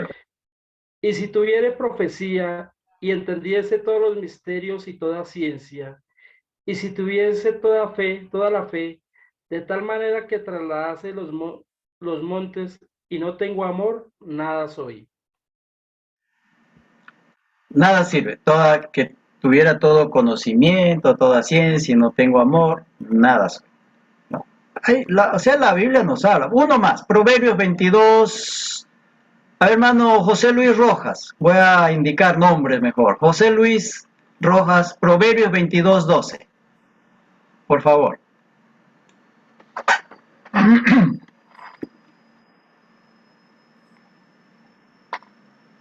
Hermano José Luis, su micrófono. Dice, los ojos de Jehová velan por la ciencia, mas él trastorna las cosas de los precavidores. Prevaricadores, ¿no? Los ojos de Jehová, el Señor dice, vela por la ciencia. Ve por... Entonces, Dios es el creador de la ciencia, no el hombre. Dios es el que creó la ciencia. Y lo creó para beneficio de los hombres, para beneficio nuestro, no para exaltarnos a sí mismo. Entonces, no debería haber conflicto entre ciencia y teología. El problema es que lo que llaman ahora ciencia realmente son presupuestos filosóficos y no ciencia.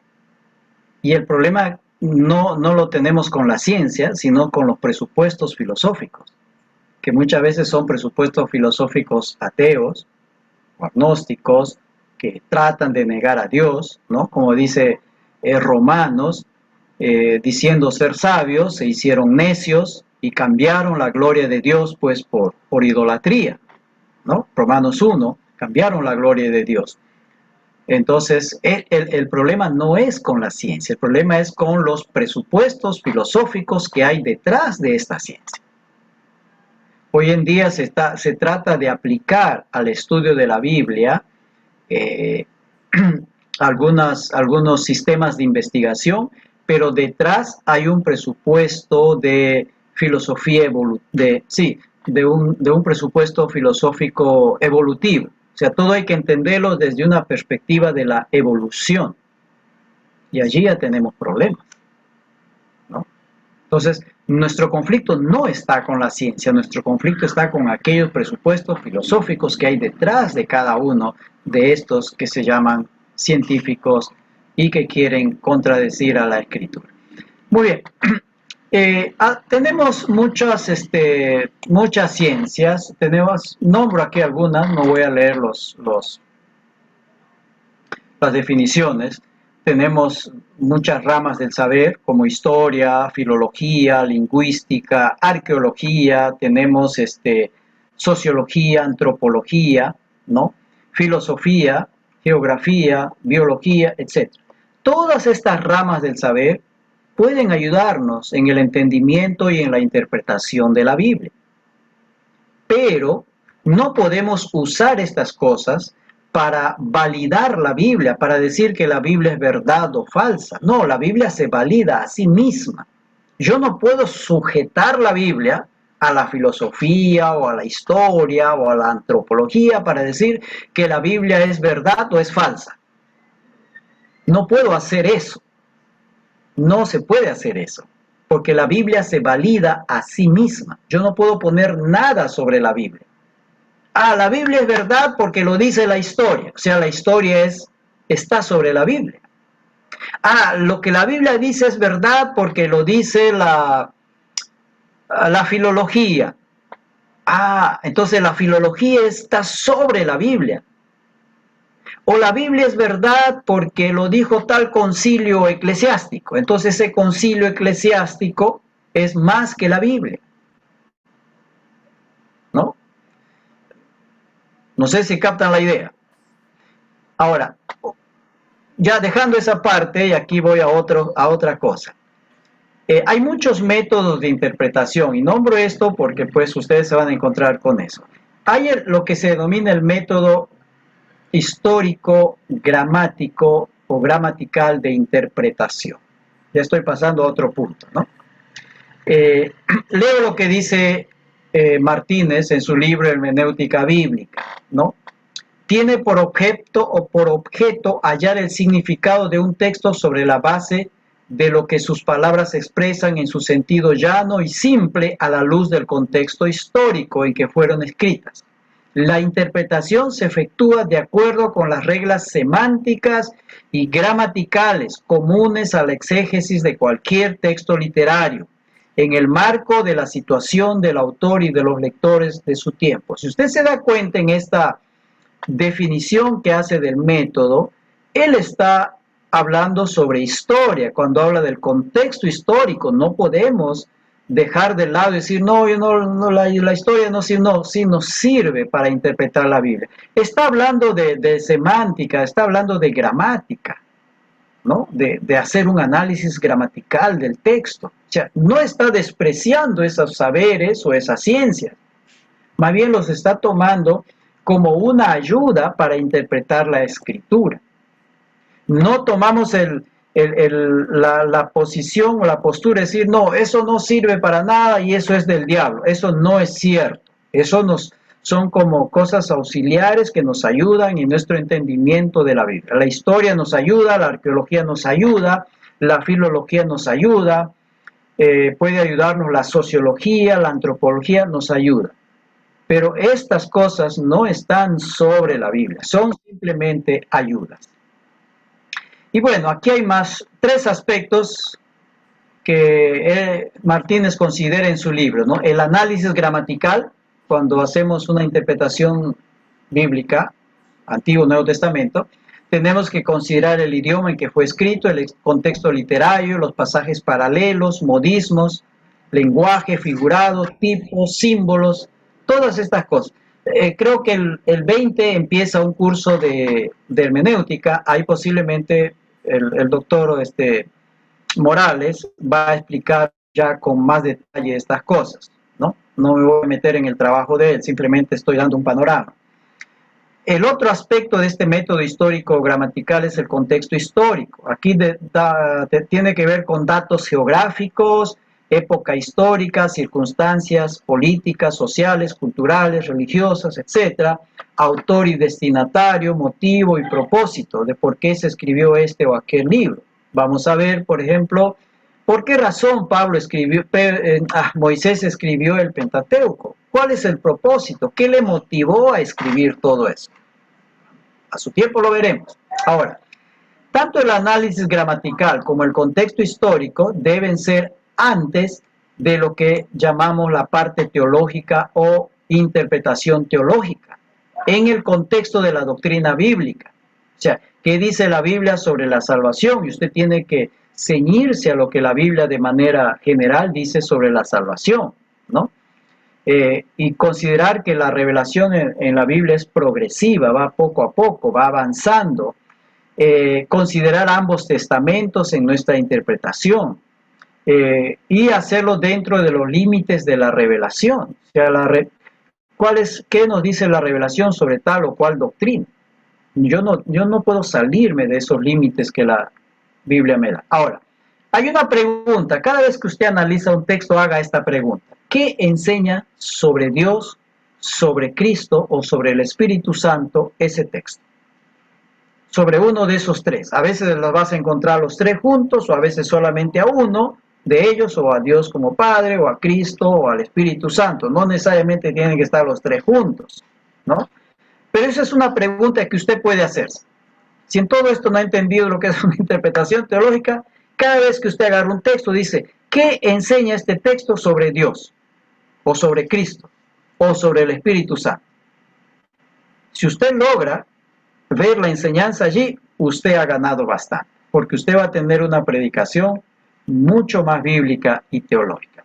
Bien, simplemente estoy nombrando algunas pautas para la interpretación del Antiguo Testamento. Todo el Antiguo Testamento es palabra revelada de Dios, porque dentro de la crítica bíblica se niega esta realidad y se habla de que son mitos y leyendas, pero creemos que todo el Antiguo Testamento es palabra revelada de Dios. En el Antiguo Testamento hay que distinguir entre lo descriptivo y prescriptivo, entre lo que nos describe, mira, los sacrificios fueron así, asá, que se sacrificaba esto, todos esos sacrificios, pero no es prescriptivo para nosotros, ¿no? Nosotros no tenemos que estar sacrificando animales porque ya Cristo fue sacrificado. No tenemos que estar haciendo ciertos ritos, ¿no?, que hacían los judíos, porque no es prescripción para nosotros, simplemente la Biblia nos describe. Pero hay sí cosas que son prescriptivas, como la ley no ha pasado nunca, sigue siendo ley. El Antiguo Testamento proclama un monoteísmo radical, no ningún otro Dios. Y el Antiguo Testamento proclama la santidad de la vida íntegra del hombre. Toda la vida del hombre es íntegra, lo físico y lo espiritual. Lo que come, lo que se viste, todo es santidad, ¿no? Para él. Y vamos a ver algunas cosas más de esto. Concepción teológica y teleológica de la historia. Quiere decir que Dios dirige la historia hacia una meta, hacia un destino. La historia no está yendo a, no estaría yendo, ¿cómo puede? Tiene una meta. La historia no va sin rumbo. Y Dios es el que conduce la historia. Por eso decimos una concepción teológica, porque Dios es el que la conduce, y teleológica porque tiene un destino, tiene un propósito. Y hay que considerar la relación entre Antiguo y Nuevo Testamento. El mensaje redentor que hemos visto en los versículos que hemos leído es lo que le da unidad a ambos testamentos, ¿ya? Y algunas conclusiones al final. El Antiguo Testamento tiene un enfoque teológico. Desde esa perspectiva vamos a ver nuestra introducción. El enfoque teológico es lo que le da unidad y relaciona con el Nuevo Testamento. Jesucristo es el mismo Dios del Antiguo Testamento hecho hombre. Otros campos del saber humano ayudan en la interpretación y la comprensión de la Biblia. No descartamos, no decimos la filología, la historia, esos son del diablo. No. Los tomamos, nos ayudan, ¿sí? Pero esas cosas no están sobre la Biblia. La Biblia, pero aquí debe ser C. La Biblia se valida a sí misma. No necesita de otra cosa para validar. Si yo digo que, como dije hace un rato, porque la historia se ha descubierto tal cosa en tal lugar, entonces la Biblia es verdad. No, estoy poniendo esa ciencia, ese saber sobre la Biblia, ¿no? Y eso no sería correcto. Consideramos el método histórico gramatical de interpretación como uno de los mejores debido a su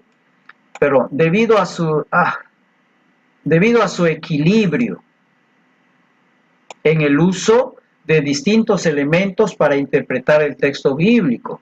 El método histórico gramático va a usar la historia, la filología, ¿no? la arqueología y otras ciencias del saber.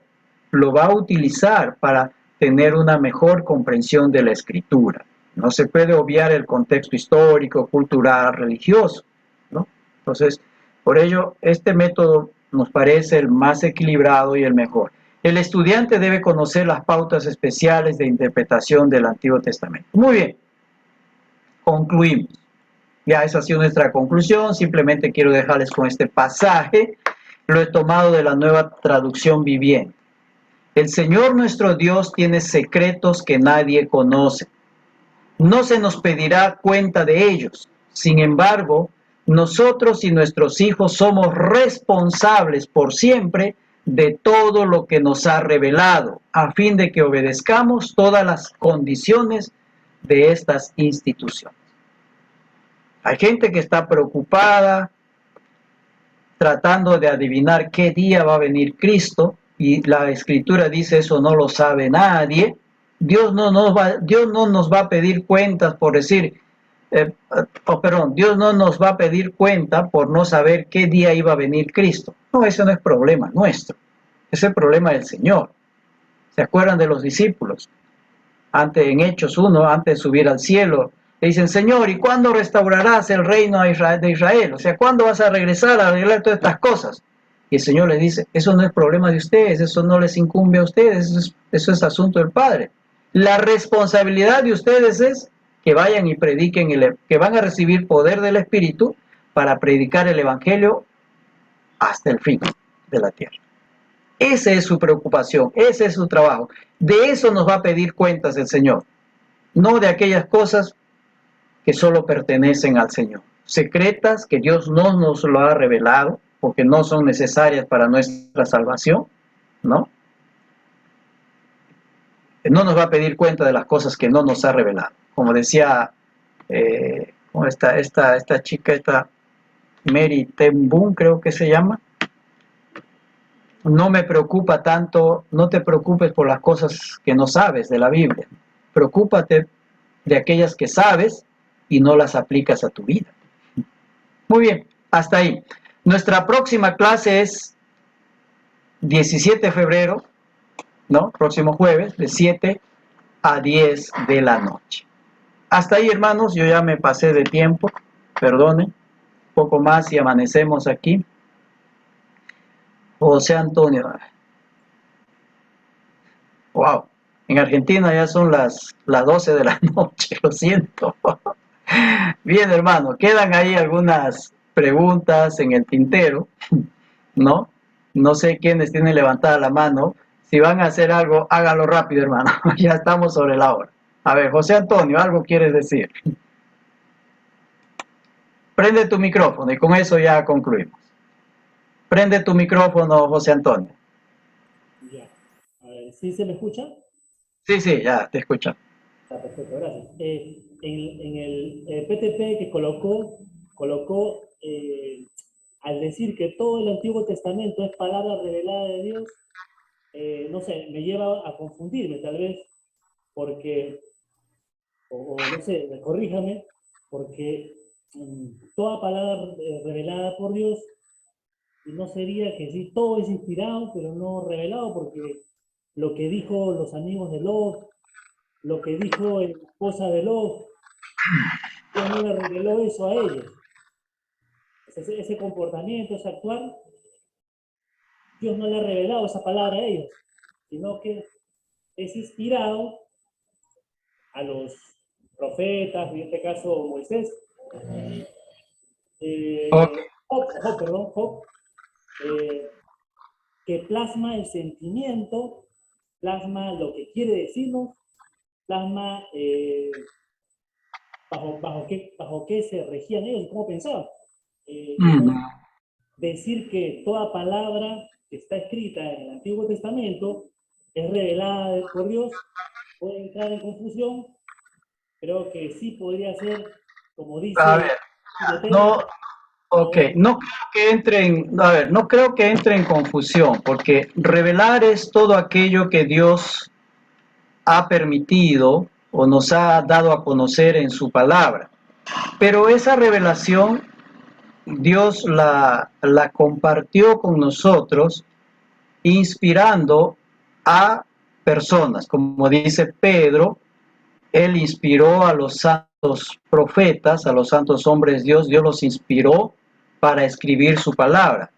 Pero si Dios no hubiera revelado lo de Job, ¿quién lo hubiera conocido? Si Dios no hubiera revelado a Moisés lo de la creación, ¿cómo supiéramos que la creación fue así? ¿No? Porque nadie estuvo en la creación. Entonces, Dios lo ha revelado, pero esa revelación nos fue dada a conocer cuando Dios inspiró a hombres para que lo pusieran por escrito, en este caso, quizá antes de manera oral, pero luego por escrito, ¿no? Entonces, ahí se juega en qué cosa es revelación y qué cosa es inspiración. Son dos conceptos distintos. Pero yo digo, todo lo que está en el Antiguo Testamento es palabra revelada. Dios nos lo ha dado a conocer. Dios nos ha dado a conocer todo eso que está en el Antiguo Testamento. Eso es lo que Dios quiere que conozcamos. Pero para que nosotros conozcamos eso, Dios usó hombres los inspiró para que lo pusieran, en este caso, por escrito. Por ahí estaría la diferencia. Gracias, José Antonio. Gracias, hasta ahí. No sé, Margarito, por ahí, no sé quién más está, iPhone de Margarito. ¿Vas a hablar, Margarito? Si no, Pedro, sean puntuales, por favor. Pedro. Hermanos, ¿están activados los micrófonos? ¿Pueden aperturar su micrófono rapidito? Buenas noches. Soy Margarito, gracias, pastor, gracias por las enseñanzas, pues a mí me agradó bastante, soy de Oaxaca, México, gracias, wow. Bendiciones. Viva México, hermano. Pedro, ibas a hablar. Simón, entonces, no sé, prendan su micrófono al toque. Pastor. Sí. Ahora sí. ¿Me escucha? Ya, a ver, perdón, Simón. Pedro, adelante. Pastor, gusto de volver a verlo. Bendecido su vida y Igualmente. Dios que está con usted. Lo que quería mencionar más o menos, Pastor Tomás, es que, por ejemplo, cuando en número 21 se habla de cuando hubo la plaga de las serpientes que picaban a los hijos de Israel, y Dios le encargó a Moisés que levantara una serpiente. De todos los que tuvieran la serpiente sean curados. Algunos dicen que es una tipología de lo que sería Cristo, que todos los que miraran a la cruz serían salvos. ¿Qué opinión merece de parte de usted, Pastor Tomás? Sí, tipología se entiende, a ver, aquellos actos o sucesos o personas que van a representar algo y que el Nuevo Testamento lo corrobora. En este caso es el mismo Señor Jesús que corrobora, y él dice: así como la serpiente fue levantada en el desierto, así es necesario que el Hijo del Hombre sea levantado, ¿no es cierto? Entonces, por eso se entiende que es un tipo. Lo de Cristo sería el antitipo. El antitipo quiere decir el cumplimiento de ese tipo, o que ese tipo se hace realidad, ¿no? Entonces, esa serpiente levantada en el desierto es el tipo. Y lo de Jesucristo sería el antitipo. O sea, algo así como el cumplimiento, o que se hace realidad, ¿no? Aquello que representaba o que simbolizaba esa serpiente. Los tipos siempre, no hay que inventar tipos, hay que buscarlos en el Nuevo Testamento, y hay que procurar no salir del Nuevo Testamento, ¿no? Porque hay gente que se va a inventar tipo de todo, y no, siempre hay que corroborar con el Nuevo Testamento. Y creo que sí, es un tipo, hermano Pedro, lo de la serpiente, y lo de Cristo sería el antitipo. A ver si cuando lleguemos ahí podamos hablar un poco más de eso, ¿no? Simón, el último ya, y ahí termino. Ok, bueno, no, lo que quería agregar era lo siguiente. Cuando hablamos de la palabra revelada, exactamente como usted lo acaba de decir, la palabra está revelada en la Biblia por la inspiración que se hizo a los profetas. De hecho, la intención del Evangelio es que nosotros guardemos esa palabra y la utilicemos iluminándola a través de la oración. La palabra dice que tenemos que, a través de la oración, tenemos que orar conforme a la palabra. Y cuando oramos conforme a la palabra, la iluminamos, esa palabra que está revelada, que ya Dios nos la hizo revelación en esa escritura. Ya, claro, ahí ya se juega con conceptos de revelación, inspiración, iluminación, ¿no? Correcto, correcto. Ya son conceptos, hay que entenderlas cada uno por separado, pero todas estas tienen que ver una con otra, no son islas, ¿no? La revelación tiene que... Lo que quiero decir es que ya eso está escrito, está revelado, simplemente no, el Evangelio nos lo enseña a nosotros para que nosotros lo pongamos en práctica, y al ponerlo en práctica nosotros lo iluminamos a través de la oración, simplemente convocándola, simplemente haciéndola énfasis. Por lo menos cuando uno habla una oración de sanidad, uno ora conforme a la palabra, donde uno dice, así como tú te llevaste toda enfermedad a la cruz del Calvario, uno está iluminando esa palabra que está revelada. Así es, así es. Ok, hermanos, gracias por su participación. Ya en Argentina ya están en el día viernes, ¿sí? No sé qué día estarán por México, creo que es igual al nuestro. Oramos para concluir esta noche, y voy a pedir, a ver, ahí la veo, a Rocío. ¿Puedes orar, por favor, para concluir esta noche? Por favor. Muchas gracias, hermano. Señor, te damos las gracias por habernos permitido realizar nuestro estudio, por darnos esta iluminación a través de este hombre. Recibimos tu palabra. Te pido que lo bendigas, lo protejas y lo guardes. No nos retiramos de ti, Señor. Simplemente nos retiramos de estas clases, Padre. Espero que a todos los hermanos sea de gran bendición para su vida, y que cada uno de ellos tenga un nuevo entendimiento de la palabra. Te lo pedimos en el nombre de nuestro Señor Jesucristo. Amén. Amén. Señor les bendiga. Nos vemos el próximo jueves. ¿Ya? Amén. Vayan haciendo sus tareas. Después les hago. Adiós, hasta el jueves.